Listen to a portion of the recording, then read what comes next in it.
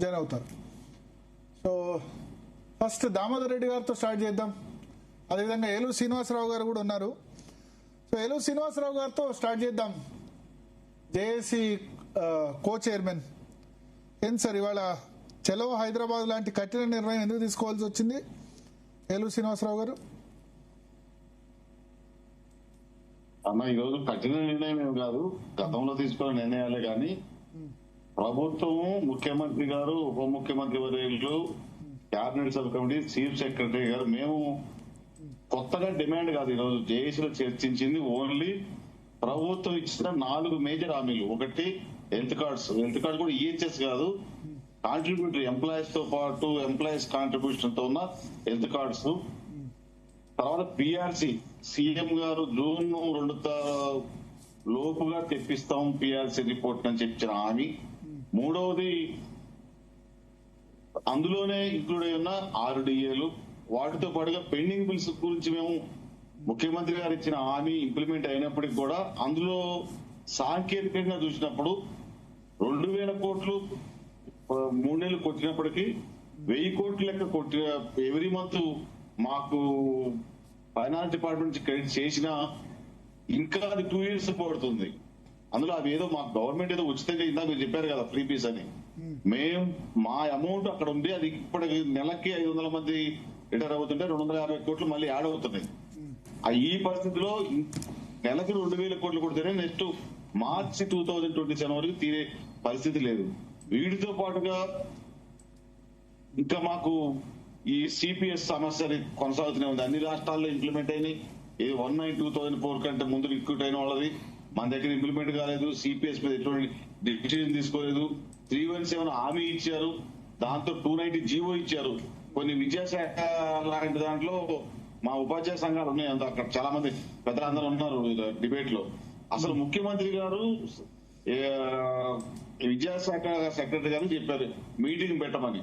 Meeting పెట్టడమే ఇంతవరకు 6 నెలలు పట్టింది. ఇవన్నీ కూడా మేమేమో ఉద్యమాలు చేయలేక కాదు, 206 సంఘాలతో ఇంత పటిష్టంగా ఉండి ప్రభుత్వం యొక్క ఆర్థిక పరిస్థితి ప్రభుత్వాలను కూడా ఇక్కడ పెట్టద్దు అనే దాంతో ఉన్నా. కానీ ఇది సీఎం గారి వరకు పోయిన ఇష్యూ కాదనుకుంటున్నాను నేను. అధికారుల లెవెల్లో ఆర్థిక శాఖ అదేవిధంగా వైద్య శాఖ రెండింటి మధ్యన సమన్వయం లేకపోవడం వల్లే హెల్త్ కార్డులు ఇంతవరకు కూడా అది ఫైనల్ కావట్లేదు. దానికి చాలా డ్యామేజ్, మాకు డ్యామేజ్ ఎట్లా అవుతుంది, జేఏసీ నాయకులుగా మాకు డ్యామేజ్ అవుతుంది, దానికంటే ఎక్కువ ప్రభుత్వానికి అవుతుంది. ఇప్పుడు చర్చలు కూడా ఏం లేదు, మాకు మీరు ఇచ్చిన హామీలు ఇంప్లిమెంట్ చేసిన తర్వాత చర్చలకు వస్తాం.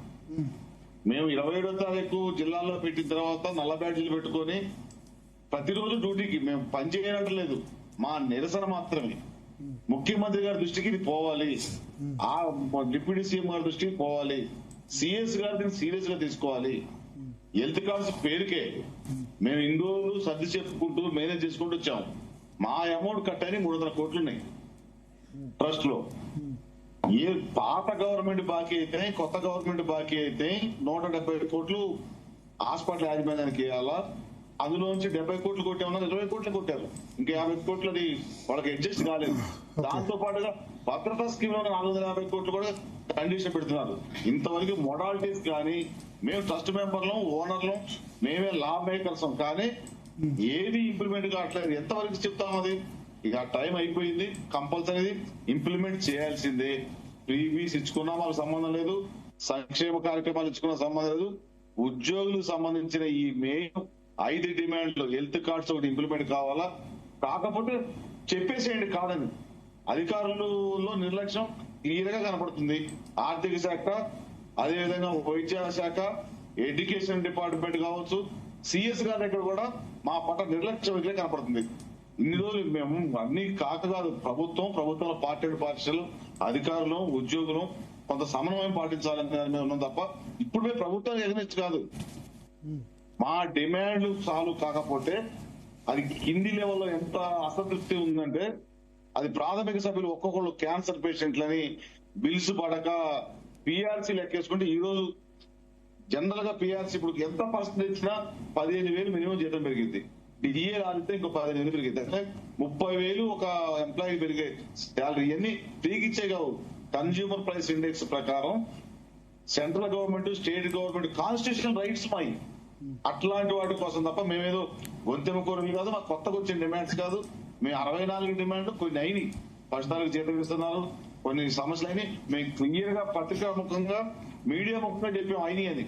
ఏదైతే పాలసీ మీద అందరికి కావాల్సిందో మా పెన్షనర్లకు కానీ మెడికల్ ప్రాబ్లమ్స్ ఉన్న వాళ్ళకి కానీ ఇవన్నీ టాలరేట్ చేయలేకనే కింది నుంచి వచ్చిన ఒత్తిడి మేము కూడా కొంత మాకు టైం లిమిట్ ఉంటుంది. ఆ టెన్షన్ లాస్ట్ స్టేజ్ కి వచ్చింది కాబట్టి ఈసారి చర్చలు లేవు.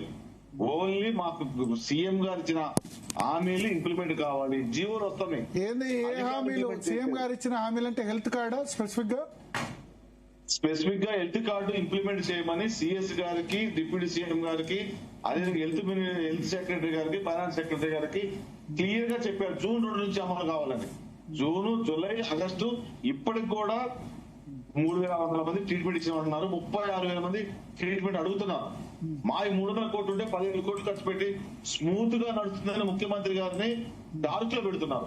అసలు ఎక్కడ కూడా హెల్త్ కార్డు ఇంప్లిమెంట్ కావట్లేదు, కార్డే రావట్లేదు, ఇంప్లిమెంట్ కావట్లేదు. అది మెయిన్ సమస్య ముఖ్యమంత్రి గారి దృష్టిలో ఉండాలి.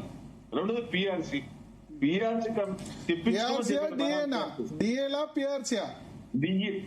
With 6 DS. పిఆర్సీ అనే మాట వచ్చినప్పుడు లాస్ట్ టైం నాకు గుర్తుంది, లాస్ట్ టైం నేను డిబేట్ పెట్టినప్పుడు నేను అన్నాను మీరు ఖచ్చితంగా జూలై వరకు అయిపోద్ది చూడండి అని చెప్పారు. ఇంకా రిపోర్టే ఇవ్వలేదు. రిపోర్ట్ ఇవ్వాలి, ప్రభుత్వం అధ్యయనం చేయాలి, అధ్యయనం చేసేందుకు ఒక కమిటీ వేయాలి, కమిటీ వేసిన తర్వాత మళ్ళా ఇవ్వాలి. ఇవన్నీ సాధ్యమా? నేను లాస్ట్ టైం అన్నాను సార్ 2026 లో మీతోనే అన్నాను 2026లో పిఆర్సీ ఇంప్లిమెంట్ కాదు రాసి పెట్టుకోండి అని నేను చెప్పాను. మీరు జూలై వరకు అవుద్ది చూడండి ముఖ్యమంత్రి హామీ ఇచ్చారని మీరు అన్నారు. ఇప్పుడు ముఖ్యమంత్రి గారే క్లియర్ చెప్పారు, చీఫ్ సెక్రటరీ గారు చెప్పాడు 15 నుంచి అన్ని ఇంప్లిమెంట్ అయితే. బీఆర్సీలో ఇంక్లూడింగ్ 1/7/2023 తర్వాత వచ్చే డిఏలు అన్ని కూడా మెర్జి కావడం అంటే ఏదో అందులో కలిపేయడం కాదు. అప్పటి నుంచి డిక్లేర్ చేయాలి, రెట్రాస్పెక్టివ్ గా మానిటరీ బెనిఫిట్ ఇవ్వాలి. ఇవన్నీ కూడా సీఎం గారు ఒప్పుకున్నాయి, మేము చేస్తామని, తక్షణం తెప్పించుకుంటామని. దీంతో పాటు కూడా పెండింగ్ బిల్స్ ఒకటి మాత్రం మేము కొత్తగా 2,000 కోట్ల వరకు కొట్టారు, ఫర్దర్ అడుగుతున్నాం. ఇది ఇంకా 2 సంవత్సరాలు కూడా తేరదు. మా బాకీలు ఎప్పుడు ఉంటాయి కాబట్టి ప్రతి నెల 2,000 కోట్లు కొట్టండి. మేము ఒకేసారి అడగట్లే, ఆర్థిక పరిస్థితిని అర్థం చేసుకుని టోటల్ జేఏసీలో సీనియర్ నాయకత్వం అంతా కూర్చొని ప్రతి నెల 2,000 కోట్లు కొట్టండి. ఒక సంవత్సరం కంప్లీట్ అవుతుంది. ఎందుకంటే ప్రతి నెల 500 మంది రిటైర్ అవుతున్నారు, 250 కోట్లు అదనంగా వస్తున్నాయి. మిగతా అది 290 జీవో గవర్నమెంట్ ఇచ్చిన జీవోని ఇంప్లిమెంట్ చేయమంటున్నాం. మా టీచర్లకు పదోన్నతులు బదిలాడు అవి అన్ని చెప్పినయే చేయాల్సినవి. కానీ ఎక్కడ కూడా అలసత్వం అధికారుల్లో, రాష్ట్ర స్థాయిలో ఉన్న సీనియర్ అధికారుల్లో అలసత్వం ఉన్నది. అది ముఖ్యమంత్రి గారి దృష్టికి పోకుండా మేనేజ్ చేస్తున్నారు. ఈ రోజు మేము తీసుకున్న నిర్ణయం జేఏసీ నుంచి గతంలో కూడా తీసుకున్నాం, చర్చలకు పోయాం, అప్పుడు సక్సెస్ అయ్యాం. మేము సక్సెస్ కాలేదంటలేదు. ఎందుకంటే ఉన్న సమస్యల్ని ప్రభుత్వం దృష్టికి, సీఎం గారి దృష్టికి, డిప్యూటీ సీఎం గారి దృష్టికి, ఏది క్యాబినెట్ సబ్ కమిటీకి, ఆఫీసర్స్ కమిటీకి, ప్రతి హెచ్ఓడికి కూడా క్లియర్ గా ఈ ప్రాబ్లం ఉందని చెప్పగలిగాం. కానీ అది ఇంప్లిమెంట్ అవ్వట్లేదు. ఇంప్లిమెంట్ కావాలి. ఇంప్లిమెంట్ అయ్యే వరకు కూడా ఈసారి కాంప్రమైజ్ కావడం లేదు. దాన్ని బేస్ చేసుకొని ఈ రోజు కార్యాచరణ ప్రకటించాం. మీరు అనొచ్చు గతంలో చెప్పారు, గతంలో కొన్ని సాధించుకున్నాం, అక్కడ వరకు ఎందుకు ఈ రోజు వరకు మా సంఘాల రికగ్నేషన్ లేదు, అయినా మేము మాట్లాడలేదు. మా సంఘాలకి 21 సిఎల్స్ రావాలి, సిసిఎల్స్ రావాలి. ఆ సిఎల్స్ కూడా ఇప్పటివరకు ఎక్కడ ఇందులో జిఎస్ డిపార్ట్మెంట్ ఇవ్వలేదు, అయినా మేము మౌనంగా ఉన్నాం. దాంతో పాటుగా సంఘ బాధ్యులకి ట్రాన్స్ఫర్ లో ఇచ్చే ఫెసిలిటీస్ కూడా వాటిపైన కూడా మేము కొంత కోఆర్డినేషన్ గా సమన్వయం పాటిస్తున్నాం. కానీ ఇప్పటి నుంచి పాటించే పరిస్థితి లేదు. ఎందుకంటే ముఖ్యమంత్రి గారు చెప్పిన తర్వాత కేబినెట్ సబ్ కమిటీ అధికారులు చేయట్లేదు కాబట్టి దీన్ని ప్రత్యక్ష కార్యాచరణ అనుకున్నాం. 27వ తారీఖు జిల్లాలో సదస్సులు ఉంటాయి. ఆ రోజు నుంచే నల్ల బ్యాడ్జీలు ధరించి ప్రతిరోజు ఉద్యోగులు పోతారు. తర్వాత అన్ని జిల్లాల్లో అన్ని సంఘాలు తిరుగుతాయి. తదుపరి తెలుగు హైదరాబాద్ ఉంటుంది. ఈ లోపు పిలవాల్సిన అవసరం లేదు. సమస్యలు సాల్వ్ నిర్ణయం తీసుకుంటాం. మా పిఆర్సీ కమిటీ రిపోర్ట్ తెప్పించుకోండి, ఆర్డీఎల్ సంగతి చెప్పండి, మా ఈహెచ్ఎస్ ఇంప్లిమెంట్ చేయండి, లేకపోతే చేయలేమని చెప్పండి. లేదు మాకు 2,000 కోట్లకు గాను 2,000 కోట్లు మేము అడుగుతున్నాం, ఒక 1,100 కోట్లు ఏంటి ఇట్లాంటివి మేము అన్ని ఇంకా చర్చించేది ఏముంటుంది. అందరికీ తెలిసిన విషయం, ఒప్పుకున్న విషయం. దానికోసం మేము చేశాం తప్ప మాది ఇందులో ఏది కూడా గొంతు మాకు రావాల్సినవి మేము 64 డిమాండ్లు అన్ని అడగట్లా, ఇంకా చాలా ఉన్నాయి. ఏకీకృత సర్వీసుల కాడ నుంచి ఈ విబిజీ రామ్జీ ఎంప్లాయీస్ స్కేల్ గా నుంచి మా డిగ్రీ కాలేజీ లెక్చరర్స్ కి 7th పే రివిజన్ Okay. చాలా ఇట్లాంటివి చాలా ఉన్నాయి. ఒకటి కాదు. జగదీశ్వర్ గారు కూడా జాయిన్ అయ్యారు. జగదీశ్వర్ గారు నమస్కారం సార్. నమస్తే జగదీశ్వర్ గారు. సో ఇప్పుడు ఒకటి బేసిక్ గా